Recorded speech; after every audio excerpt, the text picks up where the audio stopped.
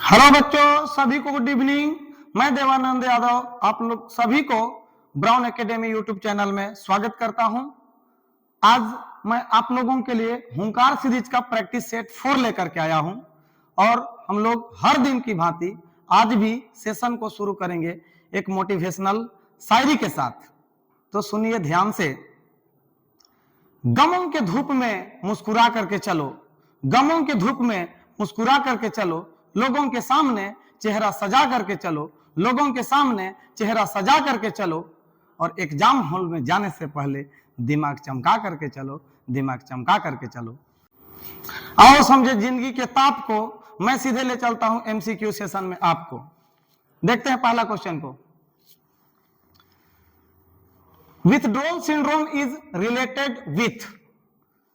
विनिवर्तन संरक्षण का संबंध किससे है? बात को समझेंगे।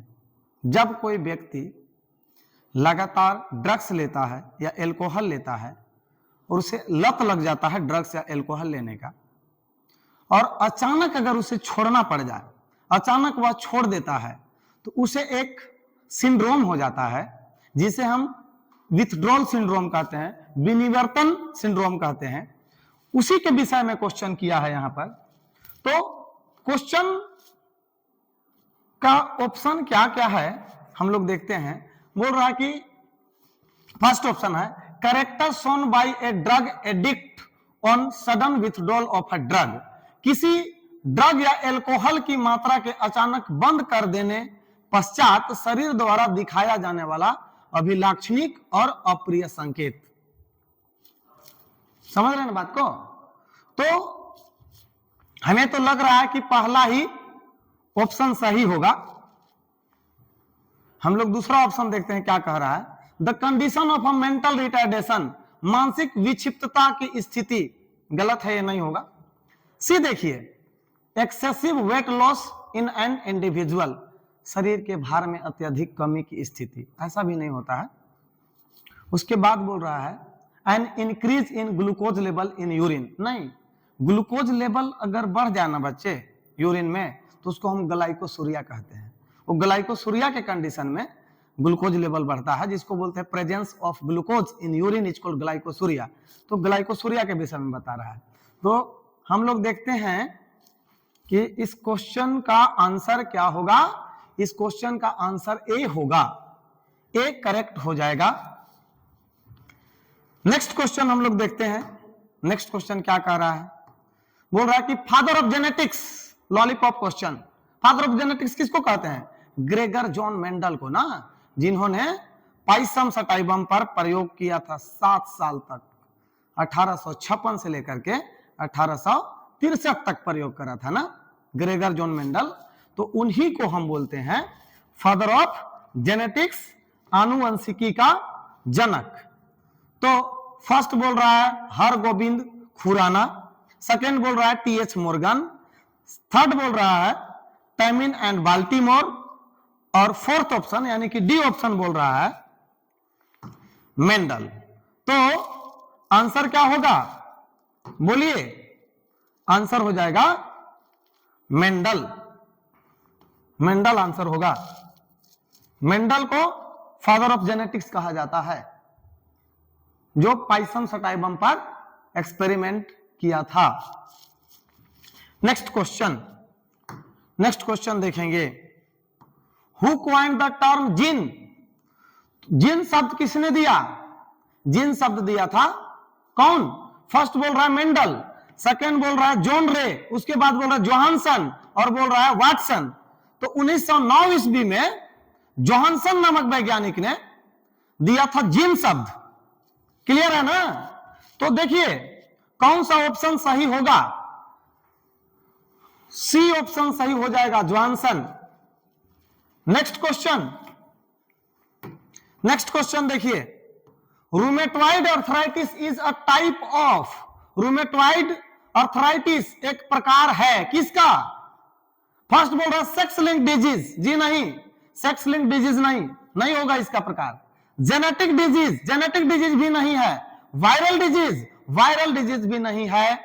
तो फिर है auto immune disease. Rheumatoid arthritis एक स्व प्रतिरक्षा रोग है। किस चैप्टर का क्वेश्चन है? Human health and disease, auto immune disease. देखो ऑटो इम्यून डिजीज क्या है, हम पढ़े हैं बच्चे कि हमारे इम्यून सिस्टम में, प्रतिरक्षा तंत्र में अपने कोशिकाओं एवं बाहरी कोशिकाओं में विभेद करने का क्षमता होता है, और जब इस क्षमता को प्रतिरक्षा तंत्र खो दे तो उसे हम स्व प्रतिरक्षा कहते हैं। क्या बोलते हैं? स्व प्रतिरक्षा कहते हैं। और स्व प्रतिरक्षा के कारण होने वाला रोग को स्व प्रतिरक्षा रोग कहते हैं या स्व प्रतिरक्षा विकार कहते हैं। क्लियर है ना? इंग्लिश सुनिए।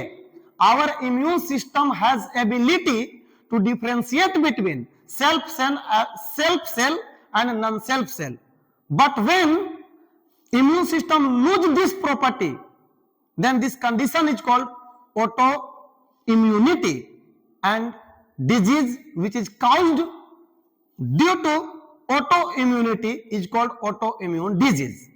Clear? तो इसका आंसर होगा autoimmune disease, स्व प्रतिरक्षा रोग। क्लियर? स्व प्रतिरक्षा रोग। नेक्स्ट हम लोग देखते हैं नेक्स्ट क्वेश्चन, यानी कि क्वेश्चन नंबर 5 बोल रहा है कि ए न्यूक्लियोटाइड कंसिस्ट ऑफ, ध्यान से सुनिए, न्यूक्लियोटाइड में क्या क्या होता है, न्यूक्लियोटाइड में क्या क्या है। तो हम लोग पढ़े हैं कि नाइट्रोजिनस बेस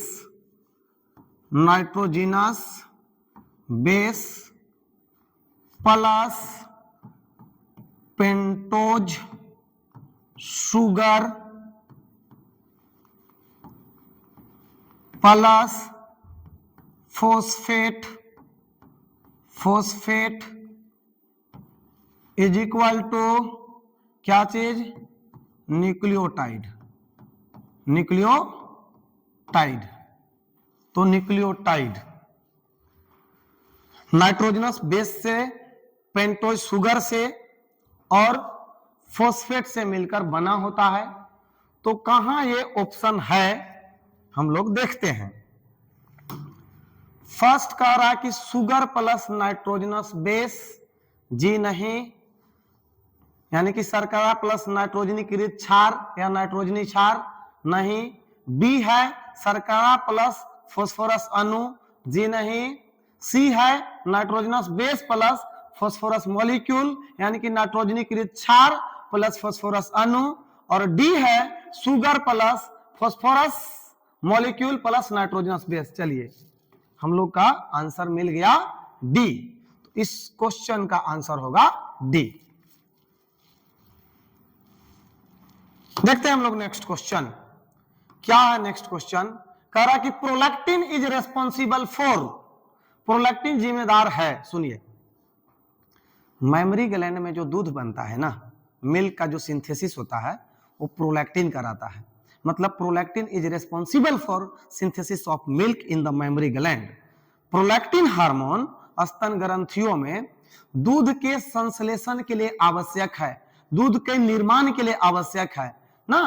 और जो ऑक्सीटोसिन हार्मोन होता है उसका काम है स्तन ग्रंथि से दूध को बाहर निकालना। मतलब जो दूध बना हुआ है उसको बाहर निकालेगा ऑक्सीटोसिन, और मिल्क का निर्माण करेगा प्रोलैक्टिन। क्लियर है ना? तो हम लोग देखते हैं ऑप्शन क्या क्या दिया है। फर्स्ट ऑप्शन है फॉर मिल्क सिंथेसिस, सेकेंड है फॉर मिल्क सिक्रीशन, यानी कि दूध का संश्लेषण, दूध स्राव के लिए। यहां बोल रहा है दूध के सफेद रंग प्रदान करने के लिए, नहीं, केसिन के कारण दूध सफेद रंग का होता है। प्रोटीन का पाचन के लिए, नहीं, ऐसा भी नहीं है।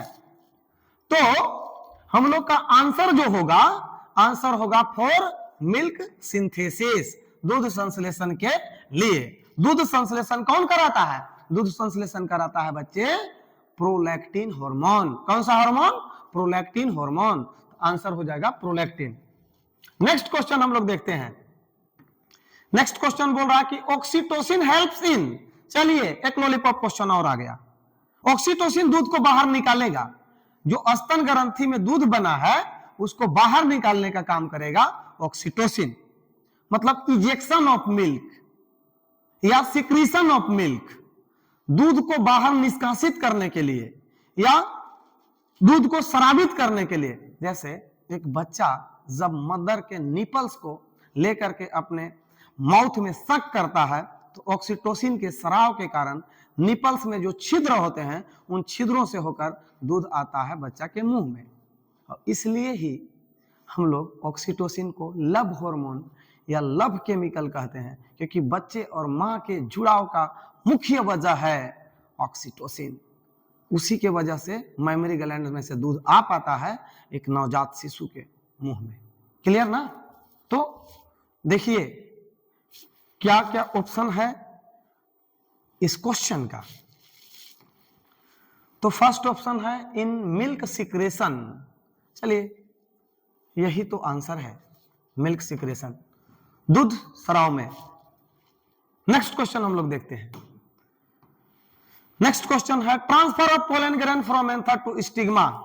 पोलिनेशन, परागन, पराग कोश से वर्तिकाग्र तक पराग कण को जाना क्या कहलाता है? देखिए ये पराग कोश है, यहां वर्तिकाग्र है, पराग कोश से पराग कण निकला, वर्तिकाग्र तक पहुंचा, उसी को हम क्या बोलेंगे? परागन बोलेंगे, पोलिनेशन बोलेंगे। पराग कण यहां से निकला यहां पहुंचा ना, ये इसको समझिए स्टिग्मा जो है, वर्तिकाग्र जो है, परागकण का लैंडिंग प्लेटफॉर्म है, अवतरण मंच है, जहां से परागकण निकल करके यहां झड़ रहा है। क्लियर? तो पोलिनेशन हो जाएगा। तो देखेंगे हम लोग इस क्वेश्चन का आंसर होगा pollination, A is the correct answer. Next question हम लोग देखते हैं।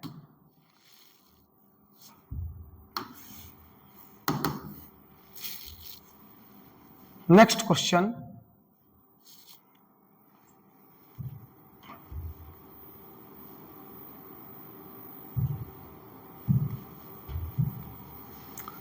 नेक्स्ट क्वेश्चन देखिए 9 number. Formation of megaspore from the megaspore mother cell is called as, यानी कि गुरु बीजाणु मातृ कोशिका से गुरु बीजाणु का बनना क्या कहलाता है? मेगास्पोरोजेनेसिस, गुरु बीजाणु जनन या महाबीजाणु जनन। तो मेगास्पोरोजेनेसिस, इस क्वेश्चन का आंसर क्या होगा? मेगास्पोरोजेनेसिस, ठीक ना? मेगास्पोरोजेनेसिस। देखिए फर्स्ट ऑप्शन है माइक्रोस्पोरोजेनेसिस, सेकेंड ऑप्शन है मेगास्पोरोजेनेसिस, थर्ड ऑप्शन है जीनोगामी और फोर्थ ऑप्शन है सजात पुष्पी परागन। तो इस क्वेश्चन का आंसर क्या होगा? मेगास्पोरोजेनेसिस, गुरु बीजाणु जनन, या इसी को क्या कहते हैं? महाबीजाणु जनन, महाबीजाणु जनन। यही देखिए महाबीजाणु है, महाबीजाणु पर ही महाबीजाणु लिख दिए, महाबीजाणु जनन। क्लियर है ना? नेक्स्ट देखिए, next question. In 60% of angiosperm pollen grain are shed eight,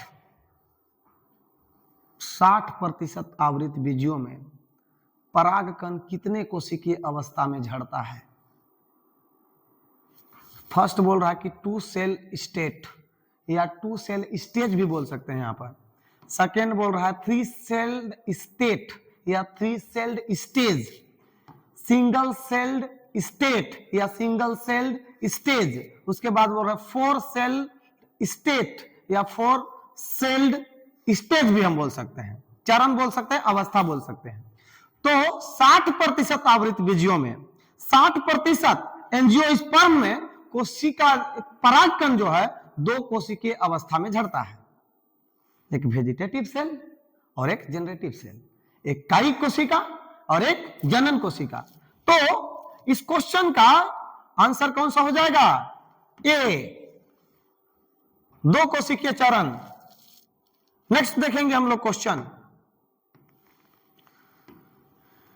A typical angiospermic anther is, एक प्रारूपिक आवृतबीजी परागकोश होता है। क्या होता है, कितने पालियों का बना होता है, उस क्वेश्चन को पूछा है। तो आपको देखिए हम बताए हैं कि ऐसे होता है, एक पाली इधर है, दूसरा पाली इधर है, बाइलोब्ड होता है, द्विपालित होता है। क्या क्या ऑप्शन दिया है, हम लोग पहले ऑप्शन को चेक करते हैं। फर्स्ट कह रहा है कि ट्राइलोब त्रिपालित, सेकेंड बोल रहा है बाइलोब्ड द्विपालित, थर्ड बोल रहा है मोनोलोब्ड एकल पालित, और फोर्थ बोल रहा है टेट्रालोब्ड चतुष्पालित। तो क्या होगा बच्चे, क्या होगा, बाइलोब्ड हो जाएगा, बी नंबर। करेक्ट आंसर क्या होगा, बी, बाइलोब्ड द्विपालित। एंजियोस्पर्म का परागकोश, आवृतबीजी का परागकोश द्विपालित होता है। क्लियर है ना, आगे बढ़े, दिमाग में चमक रहा है ना, चमका करके रखना है। अरे यार पेन कॉपी निकालो और कॉपी में लिख डालो। क्या देख रहे हो, देखने से काम नहीं चलेगा, लिखना होगा। नेक्स्ट क्वेश्चन हम लोग देखते हैं। नेक्स्ट क्वेश्चन है, pollen grain can be preserved इन, परागकणों का संरक्षण किसमें किया जा सकता है। सुनिए, क्रायो प्रिजर्वेशन का नाम सुने हैं ना। क्रायो प्रिजर्वेशन में किसी गैमीट को या परागकण को हम लंबे समय तक रख पाते हैं। -196 डिग्री सेल्सियस टेम्परेचर पर लिक्विड नाइट्रोजन में, किस नाइट्रोजन में, लिक्विड नाइट्रोजन में, द्रव नाइट्रोजन में जो है हम लोग परागकण को लंबे समय तक रखते हैं। हम लोग ऑप्शन देखते हैं, पहला बोल रहा है लिक्विड ऑक्सीजन, द्रव ऑक्सीजन, जी नहीं, ड्राई CO2 शुष्क CO2, उसके बाद बोल रहा है लिक्विड नाइट्रोजन। चलिए हम लोग का आंसर होगा लिक्विड नाइट्रोजन, द्रव नाइट्रोजन, क्योंकि हम लोग लंबे समय के लिए परागकण को द्रव नाइट्रोजन में संरक्षित करके रखते हैं। क्लियर। नेक्स्ट क्वेश्चन की ओर हम लोग चलते हैं। नेक्स्ट क्वेश्चन क्या बोल रहा है, देखेंगे ध्यान से। Which one of the following is the function of acrosome. Acrosome क्या होता है, स्पर्म के हेड पर टोपी के समान जो संरचना था उसी को हम एक्रोसोम कहते हैं, उसी को हम अग्रपिंडक कहते हैं। तो कह रहा है कि निम्नलिखित में से कौन सा कार्य अग्रपिंडक से संबंधित है। स्पर्म के हेड पर जो एक्रोसोम है ना, उसमें स्पर्मलाइसिन एंजाइम होता है जो निषेचन में सहायता करता है। क्या में सहायता करता है, निषेचन में, फर्टिलाइजेशन में। तो देखते हैं हम लोग क्या क्या ऑप्शन दिया है। फर्स्ट बोल रहा है movement of tail of sperm, नहीं, पूंछ को गति प्रदान करने में। सेकेंड बोल रहा है बच्चे हेल्प इन फर्टिलाइजेशन, निषेचन में मदद। सही बात है, निषेचन में सहायता करता है। अगर सी को देखिए तो provide energy for the movement of sperm, नहीं, ये एनर्जी प्रोवाइड करता है माइटोकॉन्ड्रिया। माइटोकॉन्ड्रिया जो मिडिल पीस में होता है। कहां होता है, मिडिल पीस में। हम लोग देखते हैं नेक्स्ट क्वेश्चन को, क्या बोल रहा है next question. Nucleoside consist of, nucleoside, देखिए न्यूक्लियोसाइड, अगर हम न्यूक्लियोटाइड में से फास्फोरस को हटा दें, फॉस्फेट को हटा दें, तो बच क्या जाएगा, nitrogenous base plus pentose sugar. तो nitrogenous base plus pentose sugar is equal to nucleoside. यानी कि ऐसा संरचना जो नाइट्रोजनी क्षार और पेंटोज शर्करा के संयोजन से बनता है उसे हम न्यूक्लियोसाइड कहते हैं। Structure which is formed by the combination of nitrogenous base and pentose sugar is called nucleoside. तो nucleoside is equal to nucleotide minus phosphate molecule या न्यूक्लियोटाइड माइनस फॉस्फेट। तो देखते हैं क्या क्या ऑप्शन दिया है। फर्स्ट बोल रहा है सुगर मॉलिक्यूल प्लस फास्फोरस, जी नहीं, संतुष्ट नहीं कर रहा। उसके बाद है sugar molecule plus phosphorus molecule minus nitrogenous base, नहीं। नेक्स्ट बोल रहा है कि sugar molecule plus phosphorus molecule, ये भी नहीं होगा। लास्ट बोल रहा है न्यूक्लियोटाइड माइनस फास्फोरस मॉलिक्यूल, तो आपका आंसर जो है डी के साथ ही जाएगा, nucleotide minus phosphorus molecule. Nucleotide में से जब हम फास्फोरस मॉलिक्यूल को हटा देते हैं तो बच जाता है न्यूक्लियोसाइड, मतलब न्यूक्लियोसाइड में नाइट्रोजनस बेस और फास्फोरस, सॉरी नाइट्रोजनस बेस और पेंटोज शुगर। क्लियर ना? नेक्स्ट चलते हैं हम लोग। नेक्स्ट क्वेश्चन क्या है? Mendel conducted his experiment on, Mendel जो है अपना प्रयोग किस पौधा पर किया था? तो मेंडल अपना प्रयोग मटर के पौधा पर किया था ना। उस पौधे का वैज्ञानिक नाम क्या था? Pisum sativum. गार्डन पी पर किया था, पाइसम सटाइवम पर किया था। फर्स्ट ऑप्शन बोल रहा पाइसम सटाइवम, सेकेंड बोल रहा सोलेनम मेलोंगेना, उसके बाद बोल रहा है मैंजीफेरा इंडिका, ट्रिटिकम एस्टिबम। तो पाइसम सटाइवम मटर को कहते हैं, सोलेनम मेलोंगेना बैगन को कहते हैं, मैंजीफेरा इंडिका आम को कहते हैं, और ट्रिटिकम एस्टिबम गेहूं को कहते हैं। तो आंसर हो जाएगा क्या चीज? पाइसम सटाइवम, मटर के पौधा। मटर के पौधा देखिए कितना सुंदर मटर का पौधा बना हुआ है, मन तो कर रहा है कि इसको खा लें, है ना। बड़ी सुंदर सुंदर बीज है, गोल बीज, राउंड सीड। देखते हैं हम लोग नेक्स्ट क्वेश्चन। कह रहा है कि विच one is the universal law of Mendelism, निम्नलिखित में से कौन सा नियम मेंडल का सर्वाधिक नियम है? यहां पर सर्वाधिक नहीं, मिसप्रिंट हो गया है, यहां सर्वात्रिक नियम होगा।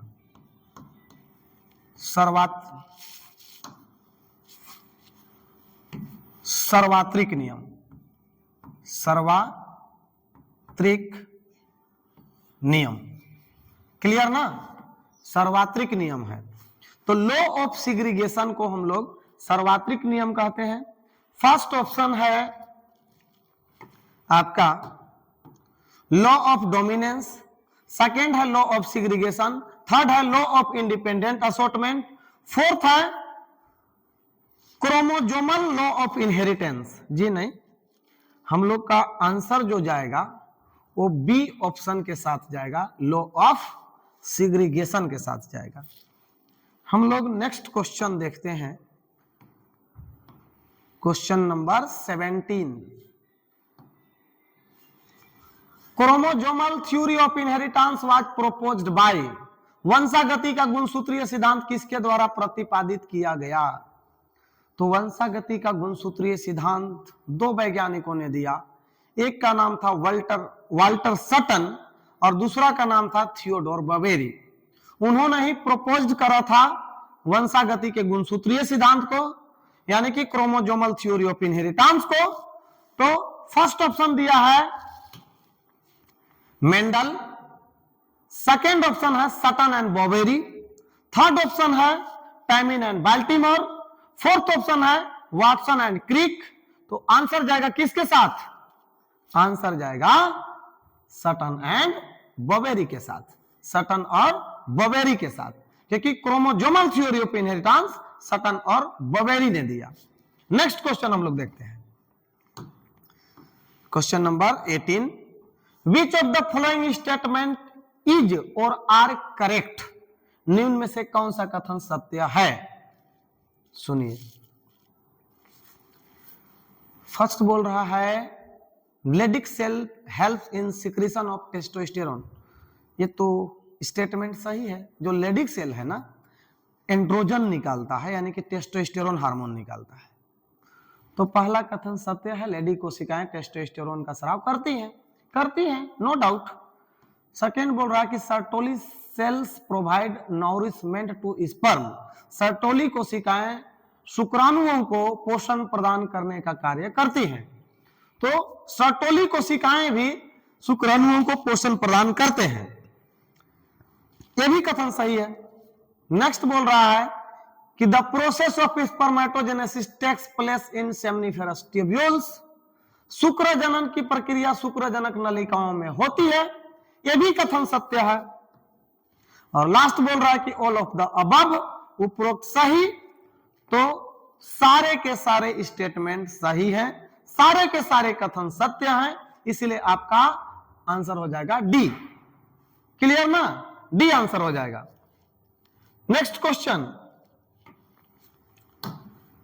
19, during the process of replication helicase causes. Replication के दौरान यानी कि डीएनए प्रतिकृति के दौरान हेलिकेज क्या कार्य करता है? बाबू डीएनए हेलिक्स को खोलता है। किसको खोलता है? डीएनए हेलिक्स को।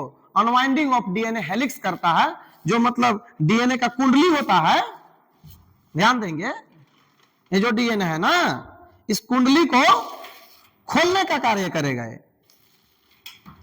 समझे बात को? तो फर्स्ट ऑप्शन है पॉलीमराइजेशन ऑफ न्यूक्लियोटाइड्स, उसके बाद ऑप्शन दे रहा है कि प्राइमर फॉर्मेशन, उसके बाद बोल रहा है ज्वाइनिंग ऑफ डीएनए फ्रेगमेंट्स। जी नहीं, पॉलीमराइजेशन करवाता है डीएनए पॉलीमरेज। कौन करवाएगा यहां? ये पॉलीमराइजेशन का काम है बाबू डीएनए पॉलीमरेज का। ये डीएनए पॉलीमरेज पॉलीमराइजेशन करवाता है। यहां बोल रहा है कि फॉर्मेशन ऑफ प्राइमर। जी नहीं, एक काम करता है प्राइमेज। कौन? प्राइमेज। बोल रहा है ज्वाइनिंग ऑफ फ्रेगमेंट्स, एक काम है डीएनए लाइगेज का। किसका? डीएनए लाइगेज का। और उसके बाद बोल रहा है अनवाइंडिंग ऑफ डीएनए स्ट्रैंड, यही काम है हेलिकेज का। तो आपका आंसर कौन हो जाएगा? D, helicase. क्लियर है ना? नेक्स्ट क्वेश्चन की ओर हम लोग चलते हैं। नेक्स्ट देखिए, बड़ा मजेदार क्वेश्चन दिया है, 20 नंबर क्वेश्चन। कह रहा है कि डीएनए से डीएनए, तो डीएनए से डीएनए का बनना, देखो तो कितना सुंदर डीएनए दिया है। डीएनए से डीएनए का बनना क्या कहलाता है? रेप्लिकेशन, प्रतिकृति। उसके बाद बोल रहा है डीएनए से आरएनए, तो डीएनए से आरएनए का बनना कहलाएगा ट्रांसक्रिप्शन, अनुलेखन। और आरएनए से प्रोटीन, ये कहलाता है ट्रांसलेशन।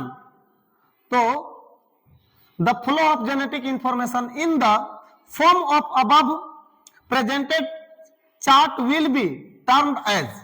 ध्यान दो, देखिएगा ऑप्शन को। डीएनए से डीएनए रेप्लिकेशन, डीएनए से आरएनए ट्रांसक्रिप्शन, और आरएनए से प्रोटीन ट्रांसलेशन, ये सही हो जाएगा, ए ही सही है। क्लियर ना? ऑप्शन नंबर ए सही है। हम लोग नेक्स्ट क्वेश्चन देखते हैं। नेक्स्ट क्वेश्चन है question number 21, the ORI site is related to.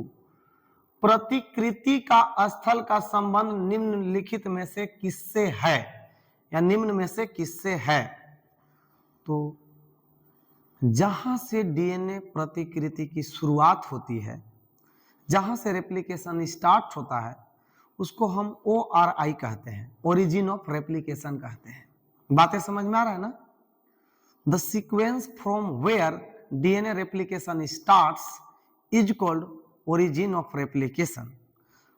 वह अनुक्रम जहां से डीएनए प्रतिकृति का आरंभ होता है, उसे हम प्रतिकृतियन की उत्पत्ति स्थल कहते हैं। तो देखते हैं क्या क्या ऑप्शन दिया है। फर्स्ट ऑप्शन है a unique sequence where replication is initiated. वह स्थान जहां से प्रतिकृति की शुरुआत होती है, सही है। ऑप्शन नंबर ए ही सही है। Next question, question number 21, which one is an example of ionizing radiation. तो नॉन आयोनाइजिंग में यूवी रे होता है, आयोनाइजिंग में एक्स रे होता है, आयोनाइजिंग में गामा रे होता है। देखते हैं क्या क्या ऑप्शन दिया है। फर्स्ट दिया है यूवी रे, पराबैंगनी विकिरण, गलत है, ये तो नॉन आयोनाइजिंग है। सेकंड दिया है एक्स रे, एक्स किरणें, ये सही है। और अगला ऑप्शन है गामा रे, गामा किरणें, तो बी भी सही है, सी भी सही है। तो both B and C, D number option है बोथ बी एंड सी, तो बोथ बी एंड सी यही सही है, डी नंबर, दोनों आयोनाइजिंग रेडिएशन है। क्लियर है ना। अब हम लोग नेक्स्ट देखते हैं क्वेश्चन को। नेक्स्ट क्वेश्चन कह रहा है कि which genetic disease is caused by trisomy of 21st chromosome. देखिए, डाउन सिंड्रोम नाम के एक रोग है, अनुवांशिक रोग है।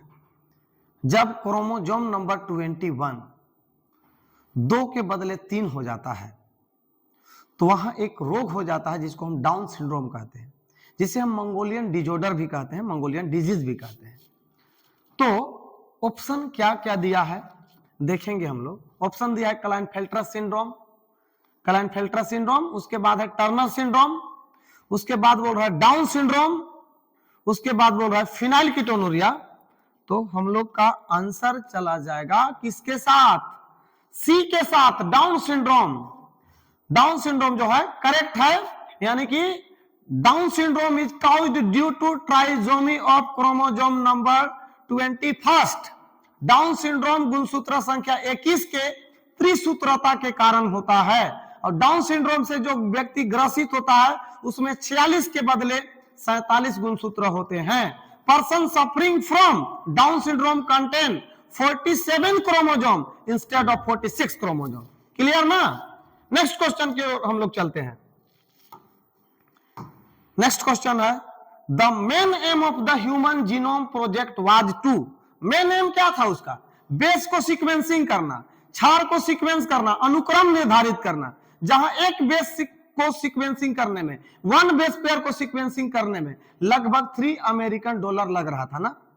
तो ऑप्शन देखिए, तो create awareness among the students about the genomic research, ये बोल रहा है मतलब विद्यार्थियों के बीच जीनोमिक अनुसंधान के बारे में जागरूकता फैलाना।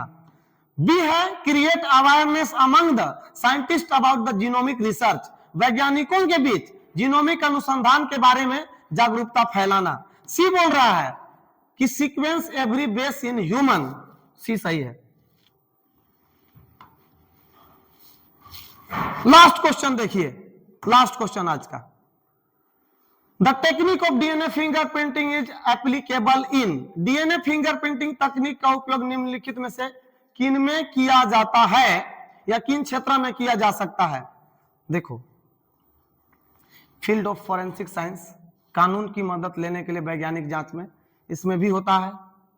ए में भी होगा। बी देखिएगा जेनेटिक बायोडाइवर्सिटी, अनुवांशिक विविधता, यहां पर भी होती है। सी है इवोल्यूशनरी बायोलॉजी, विकासीय जीव विज्ञान, यहां भी होती है। और लास्ट है ऑल ऑफ दीज, उपरोक्त सभी, तो इसमें भी होता है। तो आपका आंसर चला जाएगा किसके साथ, डी के साथ, ऑल ऑफ दीज। तो आज का 25 नंबर क्वेश्चन लास्ट था। सेशन हम लोग यहीं से खत्म करते हैं, फिर मिलेंगे हम अगले सेशन के साथ। तब तक के लिए जय हिंद, जय झारखंड, थैंक यू।